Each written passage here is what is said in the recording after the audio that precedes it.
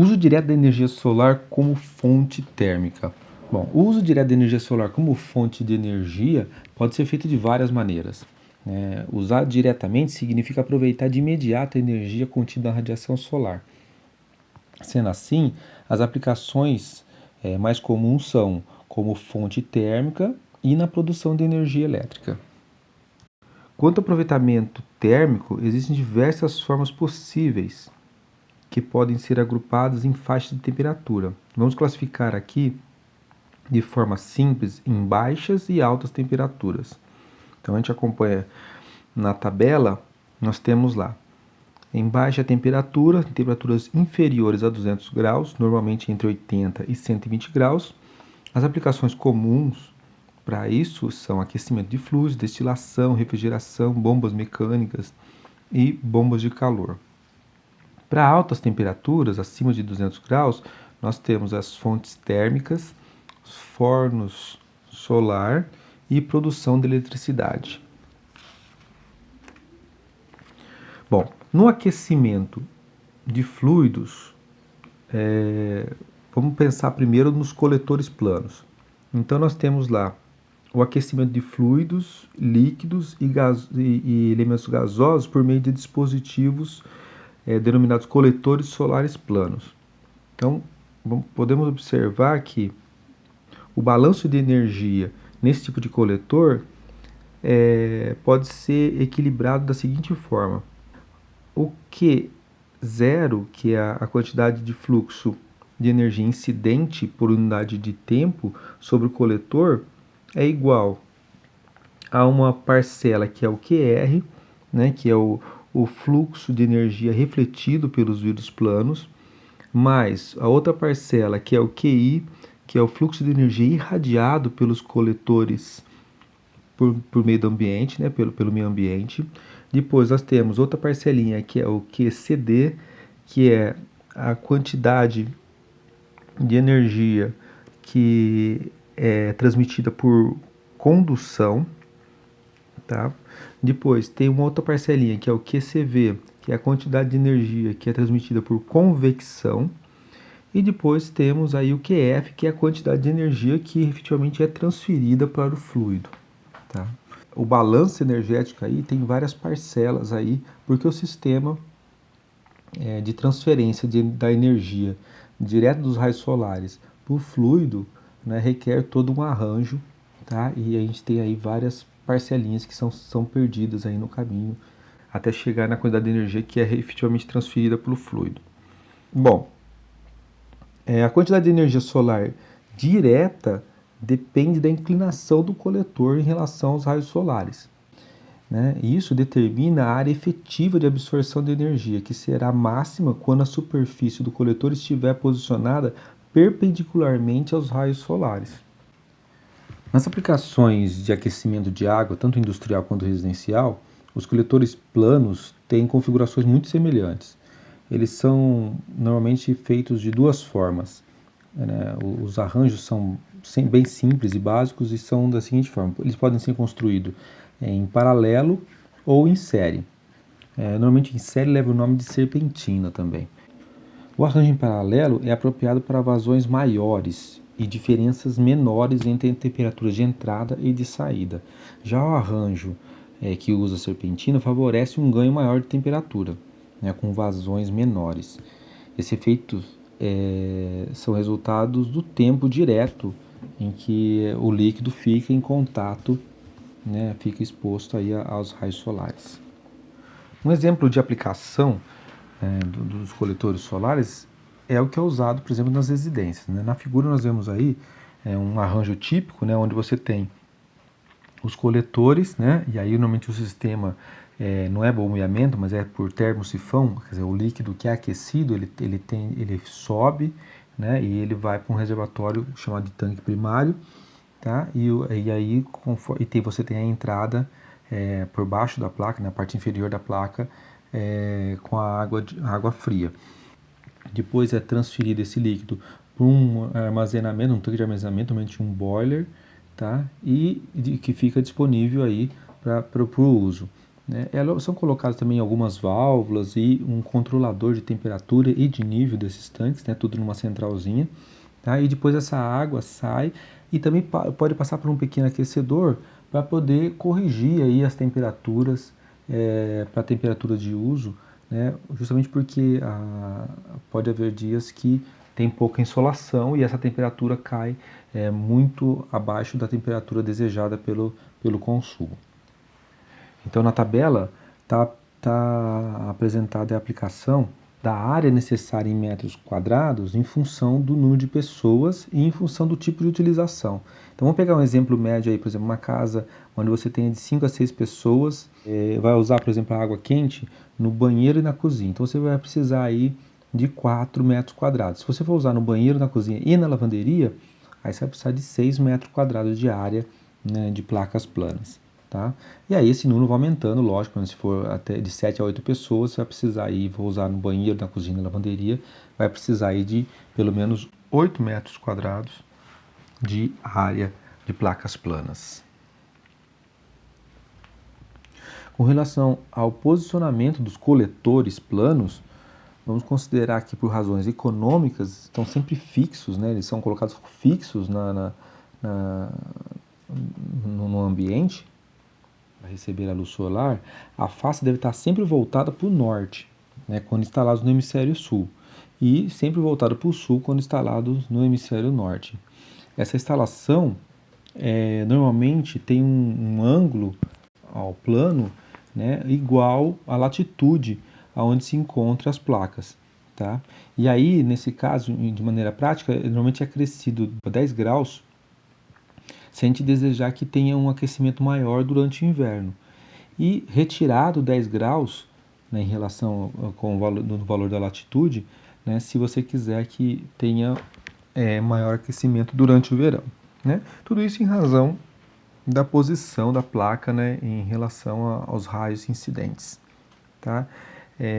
Normalmente, quando não se pode colocar as placas, né, nessa posição, né, que olhando para o norte geográfico, quando nós estamos no sul, né, e não conseguimos colocar com a inclinação igual à latitude onde se encontram as placas, então o que se faz é aumentar o número de coletores para poder tentar suprir essa deficiência, tá? Tentar suprir essa perda no rendimento. Na tentativa de evitar que as placas, os coletores solares acabem por poluir visualmente, né, e tirar toda a arquitetura do prédio que foi pensada na concepção do prédio, então, em alguns casos, coloca-se essas placas em lugares mais ocultos, mais escondidos, né, e não tem, nesses lugares, não tem o posicionamento necessário para receber toda a incidência da luz solar de maneira eficiente. E aí compensa-se isso com o aumento do número da área de coletores. Para o aquecimento de ar ou gases, nós temos aí os modelos de coletores utilizados que são semelhantes aos coletores utilizados para aquecimento de água. A diferença mais relevante é que no lugar da tubulação a gente tem material granulado, poroso, né, de forma de aletas, né, e esse material normalmente escurecido, né, negro, cuja função é absorver o máximo de energia solar e tornar o caminho do fluxo de ar, aí, do fluido de ar ou gás tortuoso, né? Mais tortuoso tal, no interior do coletor, aumentando assim a troca térmica entre o material e o fluido. Tá? A gente pode ver aí esse material na figura. Tá? Então você tem esse material granulado, né? Isso aumenta aí os caminhos por onde o fluido tem que passar, aumentando assim a troca térmica entre os dois. Depois nós temos também, a gente pode ver na próxima figura, os aquecedores usados como secadores de alimentos, né? Secadores de produtos agropecuários. Tá?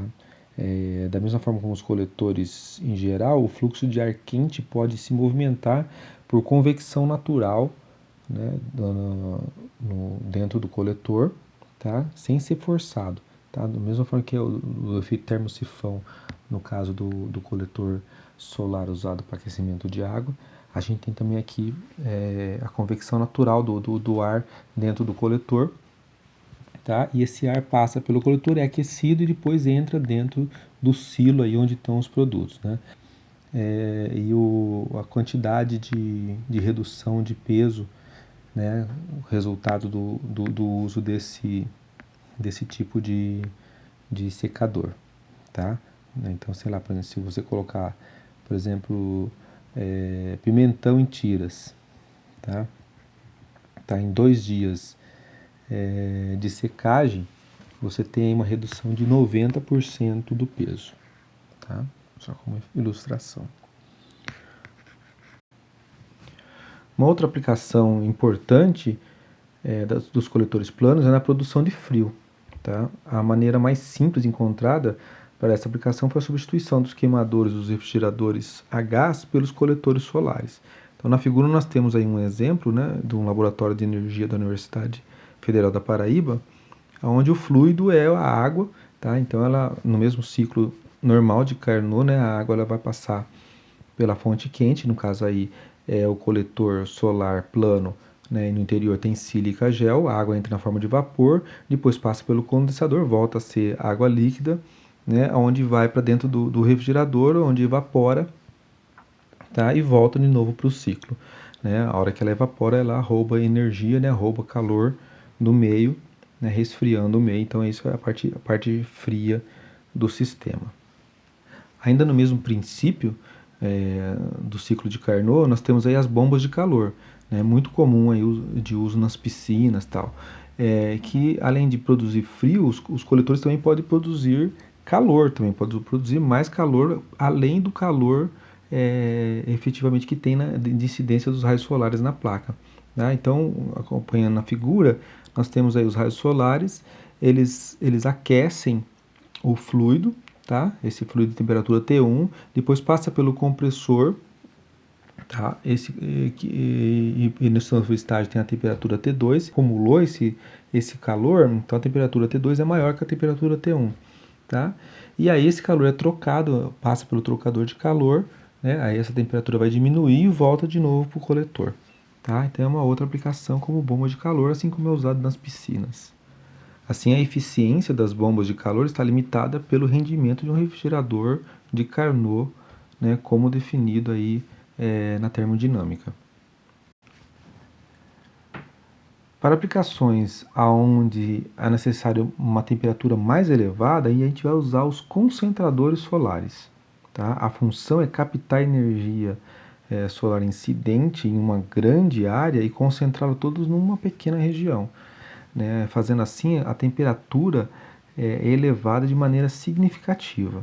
Na figura, a gente tem aí um exemplo típico de concentrador, né, de coletor concentrador, onde a gente pode ver que os raios solares incidentes, né, acabam por atingir a superfície parabólica do concentrador, né, do coletor concentrador, e direcionar esses raios para um mesmo foco. Nesse foco, normalmente a gente tem ali um tubo, né, na verdade são 2 tubos concêntricos que dentro deles, entre as paredes, você tem vácuo, né, criando assim um isolante térmico, né, e aí toda essa incidência, essa potência vindo dos raios são transferidas para o fluido dentro do vidro concêntrico. A seguir, a gente tem a tabela de desempenho dos coletores solares planos e concentradores. A gente pode ver nessa tabela que se nós temos aí os coletores planos, por exemplo, a eficiência dele está entre 30% e 50%, e a temperatura máxima atingida é 150 graus. Para os concentradores do tipo média concentração, que são os cilíndricos parabólicos, a temperatura máxima aí chega a 650 graus, vai de 250 a 650. Tá? E a eficiência já sobe para 70%, de 50% a 70%. E para os tipos de alta concentração, que são os parabólicos, podemos atingir temperaturas de até 2.200 graus, tá? Chegando a uma eficiência de 75%. Como pode ser observado, os coletores concentradores têm uma eficiência bem razoável, né, atingindo temperaturas que, por um lado, não são de aplicações residenciais, tá? Mas que permite, por exemplo, o uso nas turbinas geradoras a vapor para geração de energia elétrica. Aqui nós temos aqui o desenho esquemático dos concentradores solares cilíndricos parabólicos, né, e uma usina de geração desse tipo, tá? E depois nós temos aqui o segundo exemplo, que já é de uma usina de geração de energia elétrica, né, com turbina geradora a vapor, tá? Mas só que esse aqui é do tipo esférico, tá? Onde todos os espelhos esféricos concentram a luz numa torre, né? E nessa torre tem aí o fluido que é superaquecido e passa por um trocador, leva o vapor de água para a turbina, gerando assim eletricidade. Bom, no nosso segundo, a gente falou até agora do uso da energia solar para aquecimento diretamente. Agora vamos falar da segunda face aí, que é o aproveitamento da energia solar como gerador de energia elétrica diretamente, tá? Bom, nesse caso, a gente tem o aproveitamento da energia solar para geração direta de energia elétrica, e isso pode acontecer de algumas formas, né? Normalmente a gente pode destacar aí os efeitos termoelétrico e fotoelétrico. Bom, o efeito termoelétrico tem muito pouca utilidade ou nenhuma utilidade na geração de energia elétrica, né? Porque além do material chamado de par bimetálico ser um material caro, né? Os materiais são caros, eles produzem muito pouca diferença de potencial. Então não tem muita aplicação na produção de energia elétrica. Já o efeito fotoelétrico é muito utilizado, tá? E é resultado aí da junção, né, de dois materiais, chamado de junção PN, né, de dois materiais que são dopados, duas placas semicondutoras que são dopados com elementos diferentes, né, normalmente com fósforo e com boro, tá, que são elementos do tipo P e do tipo N. Um tem excesso de elétrons, outro tem falta de elétrons, tá?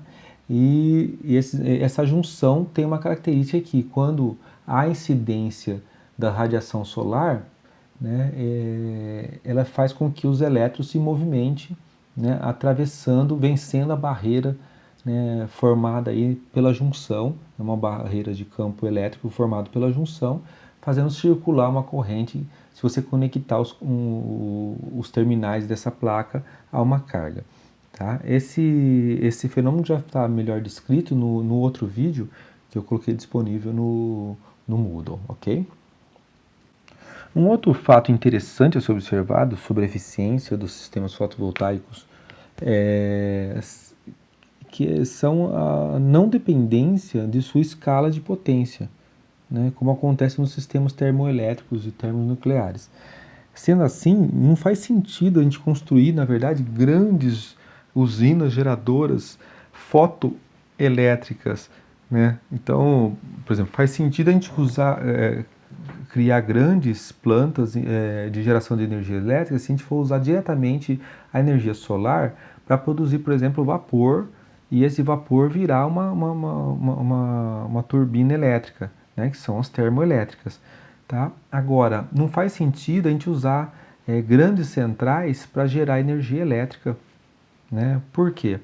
Porque o grande interesse, né, nesse tipo de dispositivo é justamente a gente criar o conceito de geração distribuída, né? Então nós temos aí a fonte geradora de energia elétrica muito próxima, ou na verdade dentro da unidade consumidora, tá? Fazendo assim com que você tenha um adiamento no investimento, por exemplo, em linhas de transmissão, em aumento da produção de energia de grandes usinas hidrelétricas, por exemplo, porque você tem um alívio causado pela geração distribuída, porque ela não se utiliza de toda a estrutura do sistema interligado, né? Ela fica colocada ali localmente.